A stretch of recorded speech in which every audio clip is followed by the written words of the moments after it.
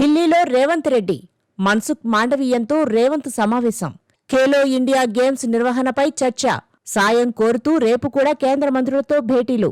1 కోటి మంది మహిళలను కోటీశ్వరులను చేయటమే లక్ష్యమన్న తెలంగాణ సీఎం రేవంత్ రెడ్డి వచ్చే ఎన్నికల్లో మహిళలకు 60 ఎమ్మెల్యే సీట్లు ఇచ్చే బాధ్యత తీసుకుంటారని సంచలన ప్రకటన.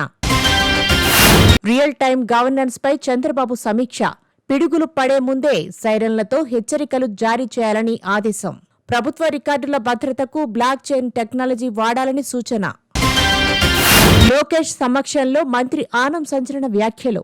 వీఆర్ హైస్కూల్ పేరు మార్పు మీద అభ్యంతరం. కార్పొరేట్ విద్యా సంస్థగా మార్చవద్దంటూ సూచన. గుంటూరు నుంచి కార్పొరేట్ చదువులు నెల్లూరుకు తెచ్చారంటూ నారాయణకు చురక.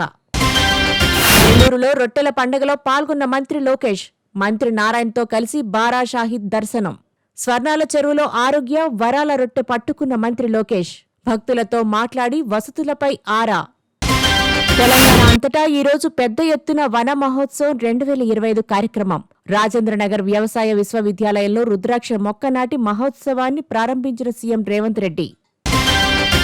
ఢిల్లీలో రేవంత్ను కలిసి అంతర్జాతీయ ఫిల్మ్ సిటీ ఏర్పాటుకు ఆసక్తి చూపిన అజయ్ దేవగన్.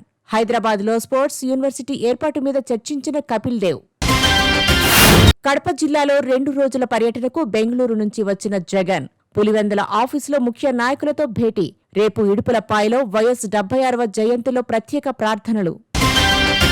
అమరావతి క్వాంటమ్ వ్యాలీ డిక్లరేషన్కు ఆమోదం. డిక్లరేషన్ను ఆమోదిస్తూ ఏపీ ఐటీ శాఖ ఉత్తర్వులు. 2026లో ప్రారంభం కానున్న అమరావతి క్వాంటమ్ అకాడమీ. త్రిభాషా విధానం మీద ఆర్ఎస్ఎస్ సంచలన వ్యాఖ్యలు. ప్రాథమిక విద్యాభ్యాసం మాతృభాషలోనే ఉండాలని సూచన. ప్రతి భారతీయ భాష జాతీయ భాషేనంటూ వ్యాఖ్యలు. ఈ నెల 14న ఢిల్లీకి ఏపీ సీఎం చంద్రబాబు.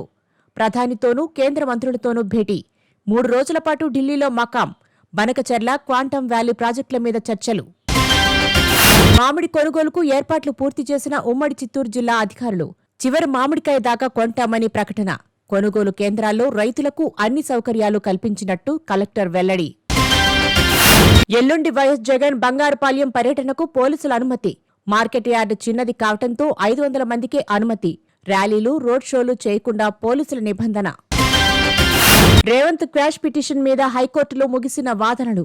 ఎన్నికల సమయంలో బీజేపీ మీద అనుచిత వ్యాఖ్యలు చేశారని కేసు. క్వాష్ పిటిషన్ వేసిన రేవంత్, తీర్పు రిజర్వ్ చేసిన తెలంగాణ హైకోర్టు.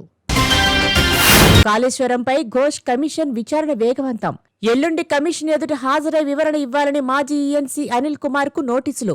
ఈ నెల 27 తర్వాత కమిషన్ తుది నివేదిక. రేపు ఢిల్లీలో ఎమ్మెల్సీ కవిత మీడియా సమావేశం. 42% బీసీ రిజర్వేషన్ డిమాండ్తో 17న చేపట్టే రైల్ రోకోకు జతయ్యే నేతల మద్దతు కూడగట్టే దిశలో ఢిల్లీ పర్యటన.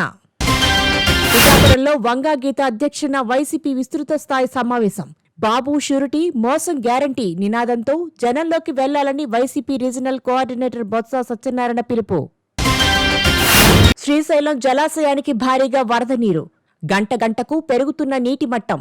రేపు గేట్లు ఎత్తబోతున్న మంత్రి నిమ్మల రామానాయుడు, ఎమ్మెల్యే బుడ్డా రాజశేఖర్ రెడ్డి. తెలంగాణలో ఉమ్మడి జిల్లాలకు కాంగ్రెస్ ఇన్ఛార్జీల నియామకం. స్థానిక సంఖ్యల ఎన్నికలను ప్రతిష్టాత్మకంగా తీసుకున్న నేపథ్యంలో నియామకాలు చేపట్టిన పీసీసీ అధ్యక్షుడు మహేష్ కుమార్ గౌడ్. బంగాళాఖాతంలో ఉపరితల ద్రోణి. ఈ రోజు తెలంగాణలో చాలా చోట్ల భారీ వర్షాలు కురిసే అవకాశం. మరో 3 రోజుల పాటు వర్ష సూచన. గంటకు 30-40 కిలోమీటర్ల వేగంతో ఈదురుగాలులు. బీహార్లో ఓటర్ల జాబితా ప్రత్యేక సవరణ మీద ఆర్జేడీ, తృణమూల్ సహా ప్రతిపక్షాల అభ్యంతరం. సుప్రీంకోర్టులో పిటిషన్.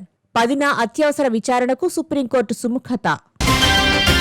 2029-2031 ప్రపంచ అథ్లెటిక్స్ కు భారత్ బిడ్. ఆతిథ్య హక్కుల కోసం బిడ్ దాఖలు చేయాలని నిర్ణయం. 2026లో ఆతిథ్య హక్కులపై ప్రపంచ అథ్లెటిక్స్ ప్రకటన. హిమాచల్లో వర్ష బీభత్సం. పలు జిల్లాలకు రెడ్ అలర్ట్. ఇప్పటి వరకు హిమాచల్ వరదల్లో 75 మంది మృతి. వరదల కారణంగా 700 కోట్ల నష్టం. బ్రెజిల్లో 17వ బ్రిక్స్ శిఖరాగ్ర సదస్సులో పాల్గొన్న ప్రధాని మోడీ. పెహల్గాం దాడిని ఖండించిన బ్రిక్స్ దేశాలు. అంతర్జాతీయ ఉగ్రవాదం మీద సమగ్ర ఒప్పందాన్ని ఆమోదించాలని బ్రిక్స్ దేశాల పిలుపు. వాణిజ్య ఒప్పందాల మీద ట్రంప్ కఠిన వైఖరి. ఆగస్టు 1 నుంచి అధిక సుంకాల అమలు. ఒప్పందాలు వేగవంతం చేయాలని వాణిజ్య భాగస్వామ్య దేశాలకు సూచన.